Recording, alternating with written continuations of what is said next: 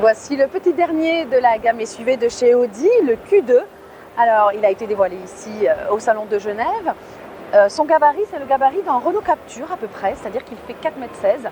Et puis, il a décidé de jouer un petit peu, alors l'originalité en reste toujours dans les calandres très Audi, mais la particularité, c'est qu'il pourra être un petit peu personnalisable avec certains endroits ici, les arches de roue, et puis même à l'arrière, on pourra ici décider d'une couleur, poser des stickers. Alors, je doute que la majorité des clients fassent ça, mais c'est plutôt sympa.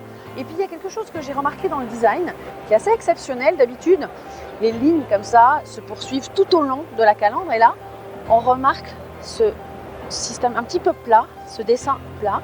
Et je trouve ça assez original. On ne le voit pas au premier abord, mais c'est plutôt pas mal.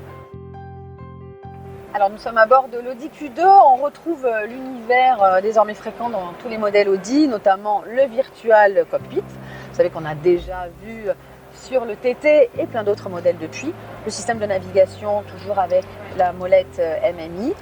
Il faut savoir que ce modèle pourra disposer d'énormément d'aides à la conduite qui viendront des modèles du segment supérieur. Donc il y aura beaucoup d'options et toujours cette petite personnalisation qu'on a déjà découverte à l'extérieur. Et ici, on pourra choisir justement la teinte qu'on veut. Ça pourrait être la teinte de carrosserie ou justement de l'alu.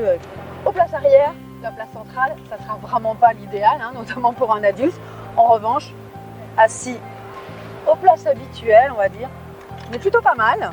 Il y a bien de la place sous les pieds, sous les sièges avant. On peut bien caler ses pieds. La distance au genou est assez correcte. C'est pas mal. La surface vitrée est assez étroite, mais c'est vraiment sympa. On se sent quand même bien. Petit détail pratique, bon, la tablette, bon, ça on connaît. En revanche, la banquette elle se rabat en trois parties, notamment cette partie centrale qui peut permettre de transporter des skis ou un objet un petit peu long pour aller jusqu'au centre. Donc ça c'est plutôt bien vu. Côté coffre, Audi annonce 405 décimètres cubes, mais ça ce seront des données que nous vérifierons bien sûr quand nous aurons à l'essai.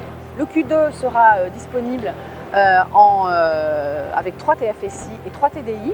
Ils seront de 116, 150 et 190 chevaux, que ce soit en essence ou en diesel.